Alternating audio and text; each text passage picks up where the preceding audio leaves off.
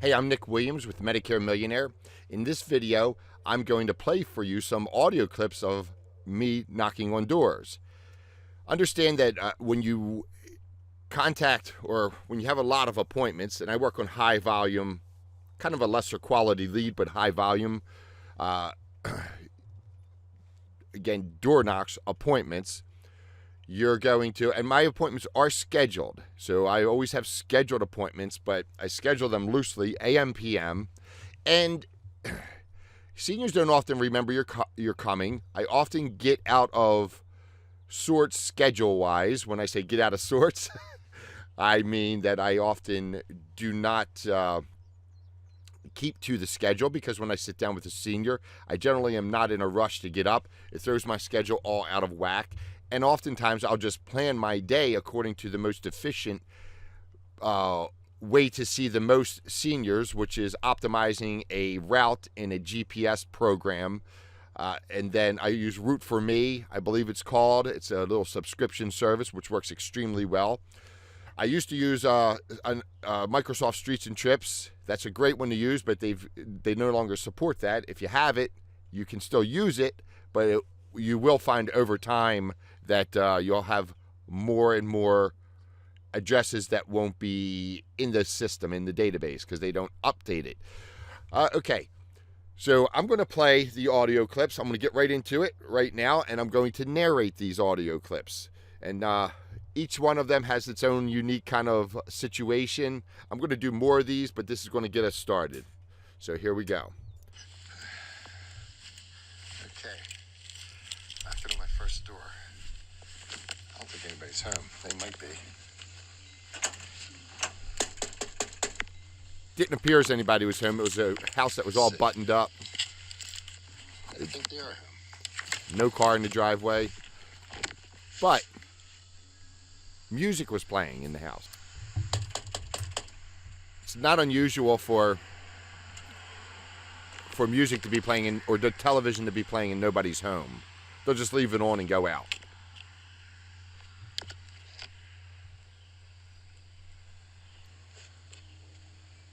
I think I hear a TV.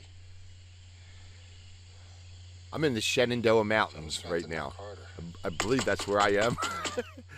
I get the sun rising over here, and We call that the cop knock. and I got mountains, a mountain view in 3 directions right where I am. So it's pretty cool. Very pleasant.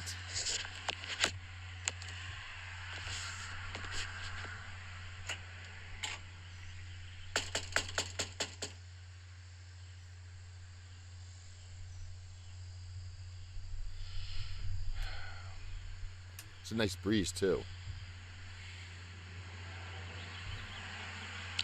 I hear a TV, but nobody's coming. So I bang harder, just bang harder. So let's see. That's what happens sometimes.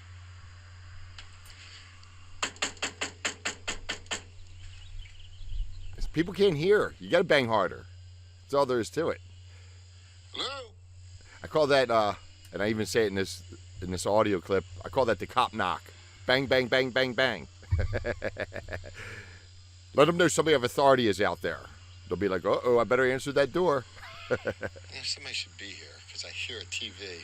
Sometimes people go out and leave their TVs on now. It's not entirely uncommon. There's no cars in the driveway. I'll try the window. Bang on the window. You never know. Somebody might just, they may have arthritis, have a hard time getting up, and they may just say, I don't want to answer that door. And if you keep knocking, they'll be like, all right, I'll answer the door. And I just say, I'm going to try the back door. So now I'm going around the side of the house. Maybe the back door.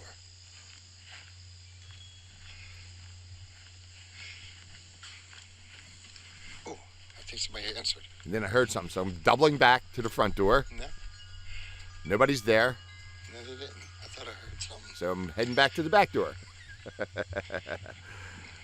They might be in the kitchen. They could be hard of hearing and sitting at the kitchen table, and the kitchen's in the back of the house, and then you knock on the back door and they answer. Don't give up. Don't be a sissy.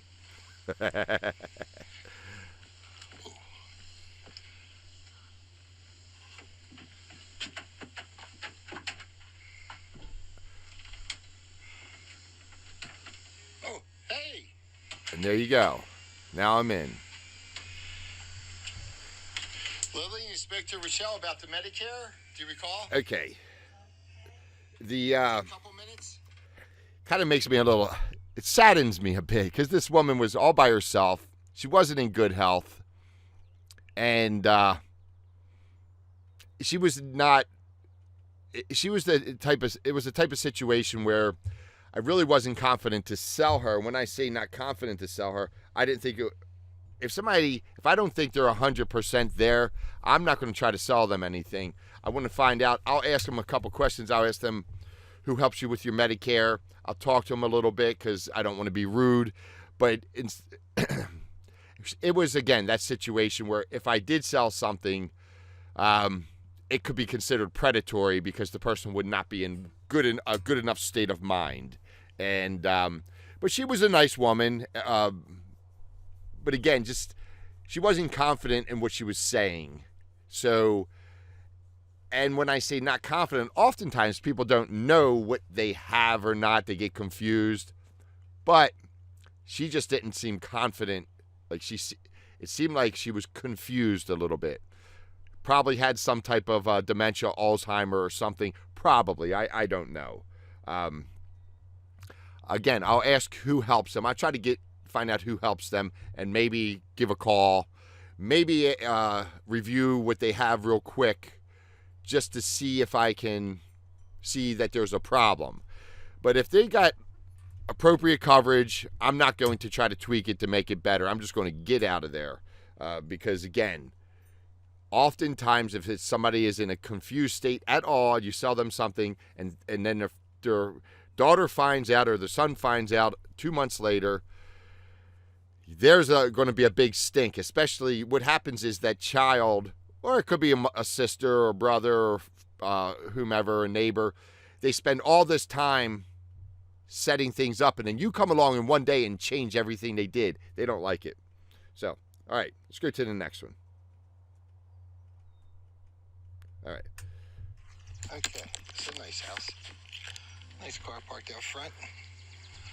Let's see what we got. It's like a rancher type house with a big old deck. Really nice.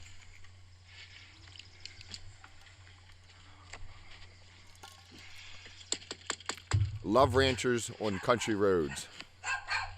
They're the best people. There come the dogs. Hello, Norma. I'm Nick Williams about the Medicare. You spoke to Rochelle in my office about the Medicare yesterday.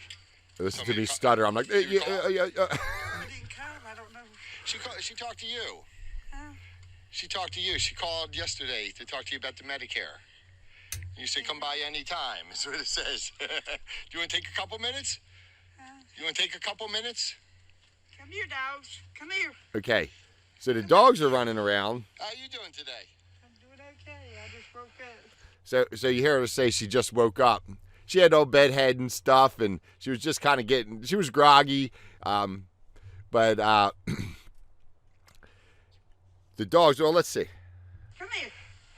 Come here. You just woke up. Yeah. It's almost 1 o'clock. No, they're both here. Oh, you got 3 of them. Okay, so what I'm doing now is I'm out actually. Okay, I'm joking around with her. It's like 1 o'clock. She probably took a nap, and she just woke up. Her dogs are running all over the place. I thought I saw 2 dogs run out, but they came out blasted out the door so fast. It was actually 3 dogs. I'm actually rounding up the dogs with her, like on this big deck. It was a real big deck. And they're running off the deck and on the deck, so I'm getting there and corralling them on the deck as they're coming in so they can't get back off the deck. And so she and I are working as a team now to get these dogs in. And so I'll just keep playing a little bit. Come here. Come on. Come on, dogs. Come on. They needed to get out and do their thing, didn't they? Yeah. Okay, and we're just walking in. Well, I was going to say you're having a good day, but you just woke up. Now I'm in the house, and and and the thing is, the what I want to point out in that clip is that I'm jovial with her, I'm relaxed with her. I don't care if I get in or not. She could tell me to go pound sand, and I'd be fine with it. But I'm not going to stand there like all uptight or just, I won't say uptight, but all business-like. And I'm just going to help her rustle off the dogs. I joke around with her a little bit. You just woke up. It's 1 o'clock. What are you doing waking up now? It's just being relaxed and helping out, so to speak, in this situation, helping out with the dogs. Excuse me. So I'm going to move on to the third clip. Oh, let me tell you what happened in that situation. She lost her Medicaid. She's outside of any window of SEP or anything. And it just was not a good situation. So I'm going to have to go back and help her out. Everything was a mess. But again, she is a Medicare Advantage type client. She would not be, because that's what she's always had. That's what her husband had. She had no problems with the bills or whatever of any. She had no significant issues with the bills when he passed away. So she was happy with that because she had a zero premium plan, which most of the plans where I am are zero premium. Most of the plans everywhere are zero premium. And she had hardly any expenses when her husband passed away. So she's like, well, why would I pay for a Medicare supplement and a drug card when history showed her that Medicare Advantage worked just fine, from her perspective, and it did make sense. So being out of the having no SCP, that would not be an option to help her now. So I'll go back. I gave her a refrigerator magnet. I got her I spoke with her son. Her son showed up while I was there. He and I had a good conversation. That's it. So I created a client. They were very happy that they would have an agent because they did not have one. So let me go to the third door knock. All right, here we go. House number 3. Got in the first 2. There's a puppy on the porch. That's always a good sign. Puppy on the porch. Oh.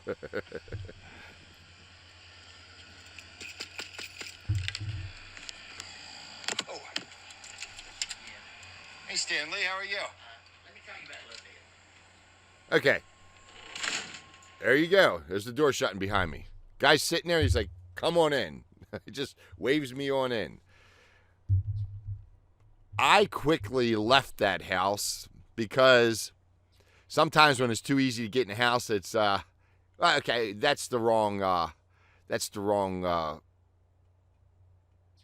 guess, analysis.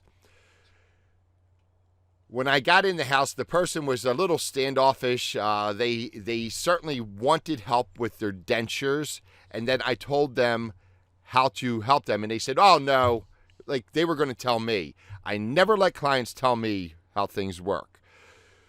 I need to tell them, and this guy was just standoffish. I realized that I wasn't the best agent for him. I realized that